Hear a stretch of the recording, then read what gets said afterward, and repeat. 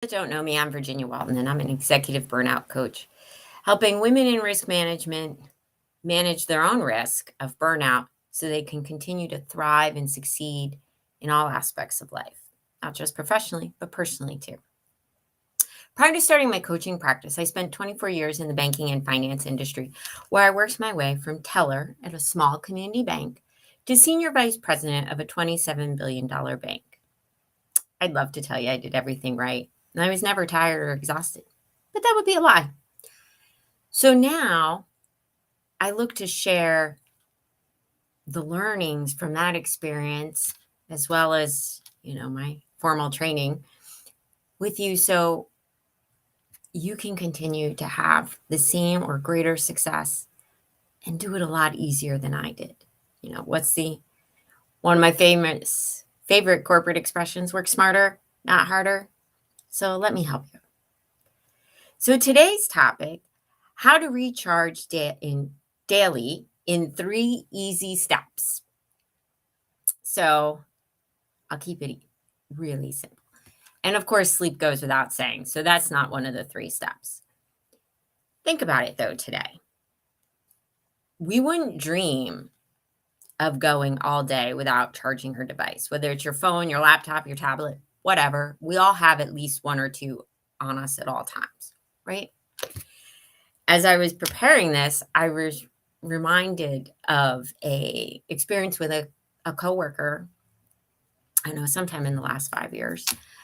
We were on a business trip, 1 or 2 night stay, and he didn't pack a charger for his phone. And when he said it, we all just kind of looked at each other like, serious? I mean, who leaves the house without a charger, right? There's probably 1 in your car, 1 in your computer bag. Ladies, you might have 1 in your purse too, at your office, in your kitchen, on the bedstand. It just goes without saying, right? We need our devices and we know they need to be charged. Yet we don't apply that same logic to ourselves. And I'm pretty sure we are more complex than any of our devices, right? We are complex machines, beings. We need to recharge our batteries too. Yet here we are treating our phone, our laptops, better than ourselves.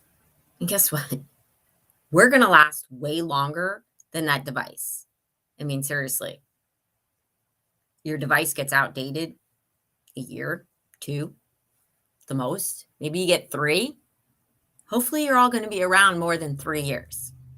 I know I'm hoping to be. So why do we do this? Well, I suspect 2 reasons. 1, we don't make it a priority. We don't think about it. We just keep go, right? Type A's, raise your hand, right? We got to cross it off the list. We say yes to too much. We're passionate about a lot of things and we want to get them done and we want to do our best and we just go. And the other thing, probably more so for women, is we think it's selfish, right? We put everybody and everything in front of our own needs, forgetting that if we don't take care of ourselves, if we don't have any energy, we can't give. We can't take care of everything else. We can't be our best. And then not only are we producing subpar work, being short and snippy with our teams, setting a bad example, not just at work, but at home, right? So I get it. I clearly remember being one of those people who said, I'll sleep when I'm dead. It's fine. Well, now, as I think back about that, I realize, that could have been a reality, right? You may have heard me say before, I used to fear that they'd walk into my office in the morning because we had an open concept. Be like, ew, why is Virginia in the same clothes she wore yesterday? Because I dropped dead at my desk in my 30s, right? Because I was pushing too hard. I was not doing these simple things to recharge every day. So if you can go and take a week's vacation and disconnect from the world and go to some place with no internet access, or they require you to put your phone in airplane mode, great, do it. Not everybody can. And I get that. And even if you get to do that every year, that's only once a year. Really? Would you go all year without charging your phone? How would that work out? So I'm going to talk about a couple simple things to do every day, right? That's why it says daily. So we're going to have to work on making these a habit to really make a difference. And if you're like, I don't have time for one more thing on my calendar, have you seen my schedule? Listen, I get that too. We used Outlook at my last employer. And I'd open my calendar in the morning and think, when am I supposed to go to the bathroom? I would literally be booked from 9 o'clock till 5, maybe 6, maybe 8:30 to 6. And I'd be like, what, really? Where is there a time for a break? So, a couple simple things to help you recharge. Because if you don't, and you just keep pushing and pushing through, you're not giving anything your best, right? Think about the days where, hey, maybe you live in that calendar like I just described, and then a meeting gets canceled or rescheduled, and you're like, woohoo, time back. Okay, really, we don't get time back. You have a finite amount. It's just how you choose to spend it. And you sit down, you're like, oh, I can work on this, this, this, and this. And then you start one. Oh, wait, what about this? And so here, the hour or 90 minutes that freed up is over. You've touched 5 or 6 things and accomplished none. Because your mind is like a ping pong, right? It's running everywhere. So how do you resolve that? So step 1, meditate.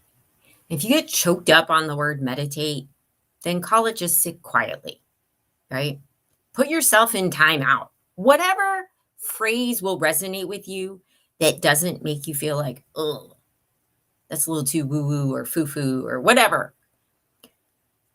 You got to sit quietly.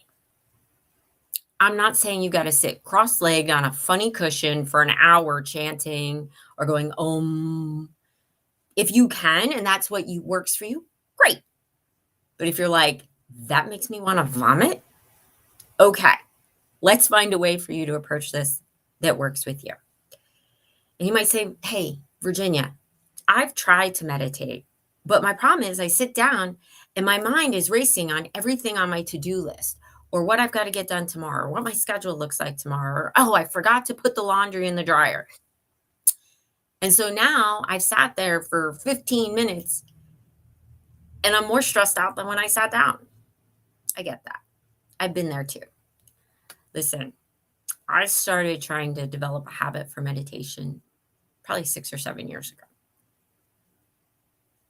Did it work right away? No, it's a habit. But I'm happy to tell you, I am 30 days away from 1,000 straight days of meditation. And it makes a difference. And yes, even with that strong of a habit, that's over 2 years, over 2.5, I guess, of doing it every day. There are days when I sit down and my mind starts to race through all the things I have to do, or I start to stew on the email that just pissed me off.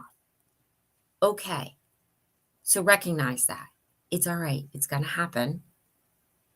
If you're like, I can't focus, that's when you just simply start to focus on your inhale and exhale. Listen, again, odds are we're probably type A, driven people, right? You meet your goals.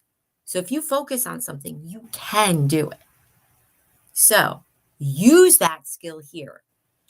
Just focus on your in and out. And if you are really focused completely on your breath, or maybe the sound, maybe this time of year, right? I have birds outside my window. I think they've built a nest in my gutter. Not great, but use it to your advantage. And just focus on that. Focus as if you were focusing on a project or a report and you had to be completely heads down on what you were doing. Apply that same principle, whether it's on your breath, or maybe it's repeating a phrase, right? I'm calm. I'm calm. There are lots of ways to do it. Use an app. We got to have our phones by us. There are free ones. You don't have to subscribe to Calm or whatever service, you saw recently advertised at you. And if you really struggle, use a guided one. So you're focusing on that person's voice. That's what I did to start. I would focus on what they were saying, and it made me turn my mind off, right? Now I can do it without a guided meditation. And it doesn't have to be 30, 60 minutes, right? I know that's hard to find in your calendar. 5 minutes will make a difference. You're basically hitting the reset button by sitting down and being quiet for 5 minutes, right? Every time something happens with your laptop and you call the help desk, what's the first thing they ask you? Did you reset your computer? Did you restart it? Again, if that's what we would do with our device when it starts getting wonky, why wouldn't you do that with yourself? Just give yourself 5 minutes. Even if you're like, well, I could use that midday. Put your headset on like you're on the phone and turn your back.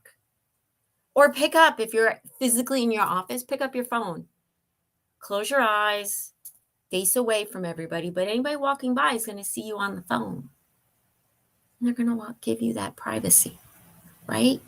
Turn your back. When I had an office, I would turn my back to the door and just look out the window for a few minutes and take a few deep breaths to just, whew.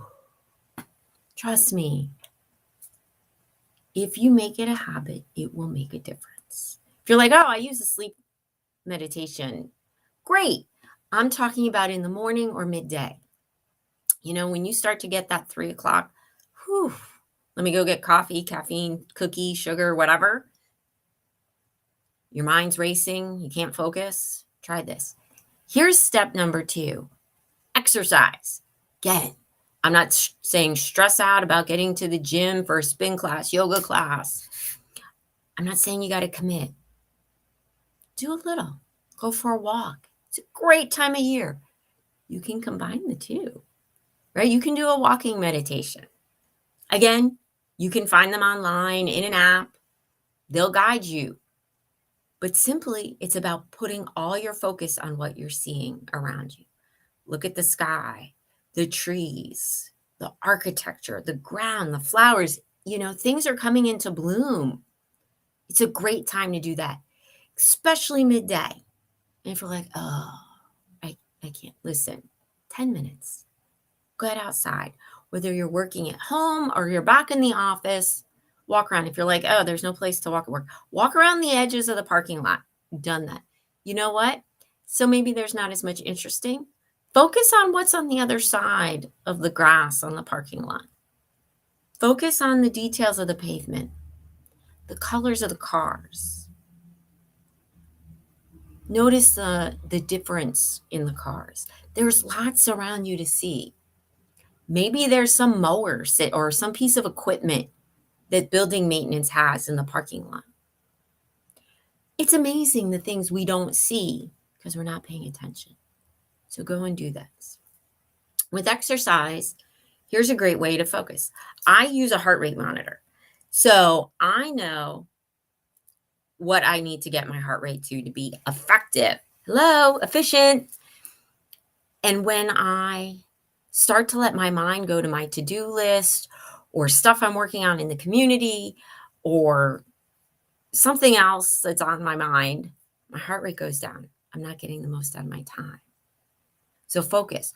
Or pick any metric, right, that you want to focus on, whether it's steps, calorie count, speed, even if it's only 15 minutes, right?